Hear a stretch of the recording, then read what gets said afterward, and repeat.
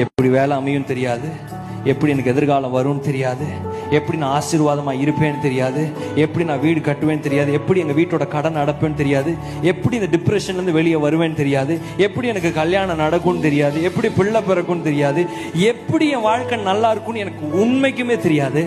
ஆனா நான் ஆராதிக்கிற தேவன் இதை எல்லாத்தையும் எப்படியாவது செஞ்சிருவார்னு தெரியும். எத்தனை பேர் விசுவாசத்தோட சொல்றோம்? He is going to do it very quickly. காலம் தாமதமானாலும் கர்த்தர் சொன்னது நிறைவேறும். அதின் காலத்தில் சகலத்தையும் நேர்த்தியாய் செய்து முடிப்பார். கிரகிக்க முடியா காரியம் செய்வி சர்வஞானியே.